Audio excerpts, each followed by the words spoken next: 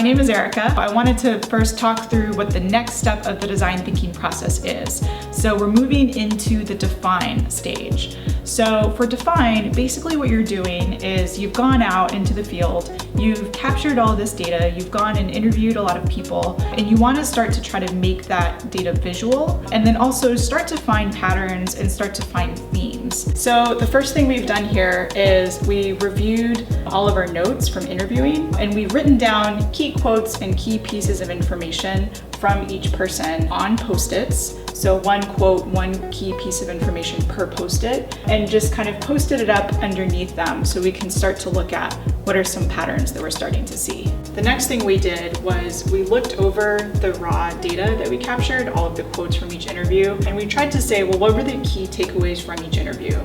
So for Kamini, it seems like she sees a lot of barriers in terms of biking on campus, and it's very much that the environment is sort of out of her control. So it's things that she can't control, which makes her unable or not interested in biking on campus. For Michael, it was totally opposite. He was totally in control. He took ownership of everything. You know, I need to watch out for the people, I need to watch out for the cars. Definitely feels invincible. He's been hit by 2 cars and didn't seem that fazed by it. So Ozzy seemed all about empowerment. So he didn't start off as a biker or a cyclist, but his friends showed him. Now he's totally comfortable with it and he loves biking, bikes everywhere.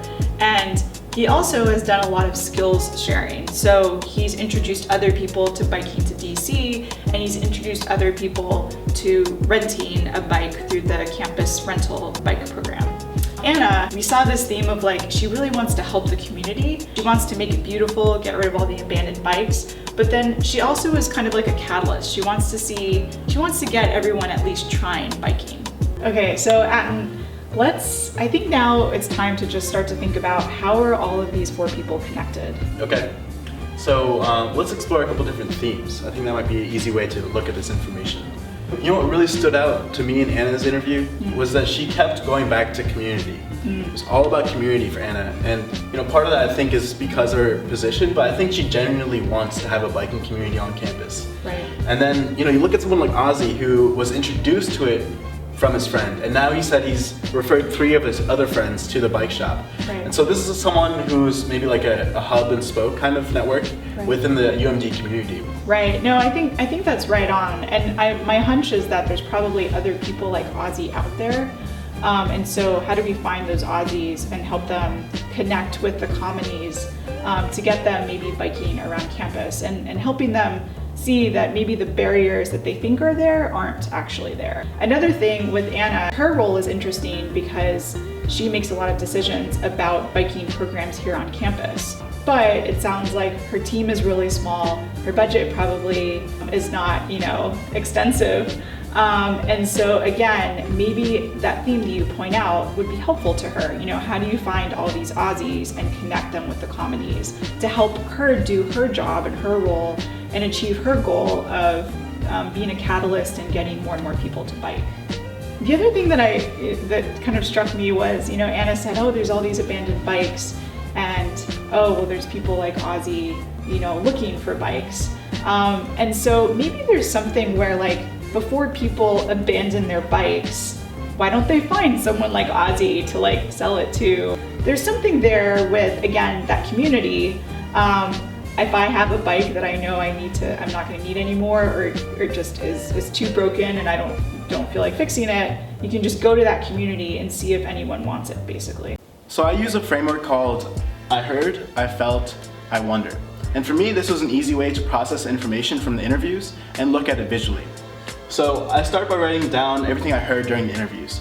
So there was this feeling of anxiety, there was a little bit of empowerment, the sense of community, fearlessness, and then the things I felt about the interviews, where there are definitely emotional pulls associated with biking on campus. And I kind of felt that biking may be done alone on campus, but maybe in a group off campus. That was a hunch I had. So from those, I still have questions. This is an iterative process, so not everything's gonna be answered right now. So I still wonder if how much of that on-campus biking translates to off-campus. How many of them end up biking to DC like Ozzy does? And if people really enjoy getting their friends to get involved in new activities. So if I refer my friend to biking and he really picks it up, would that be pleasurable for me or enjoyable? And for the community development aspect, is that best done organically or can it be facilitated?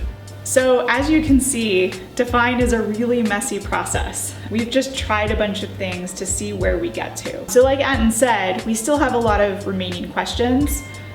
We're gonna have a chance to go back out and talk to some more people later, but for now, we just wanna push forward. The next step of the process is gonna be starting to come up with potential solutions or new ideas, new things that we're gonna create for some of these opportunities that we're seeing. So in order to get ready for that, we wanna start to form some questions. So we like to form things called how might we questions. And again, these are gonna be some probes to help us come up with some really radical new opportunities and ideas. So for example, from the discussion and the reflection and the synthesis that we've been doing, we're thinking, well, maybe how might we connect these very disparate communities of on-campus bikers. So we had Ozzy's little community, we have Anna's community. So is there a way to kind of connect all those little communities to create a bigger one on campus? How might we lower the barriers for the communities of the world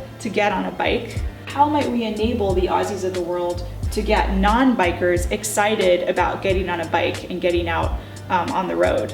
And last of all, how might we connect people that are about to abandon their bike with people that actually do need a bike? So again, we saw a disconnect. You know, people like Ozzy go and rent a bike every semester. Anna's finding all these abandoned bikes. So how do we connect the people when they're about to abandon their bike? Instead, they go and try to find the Aussies and get the bike to him.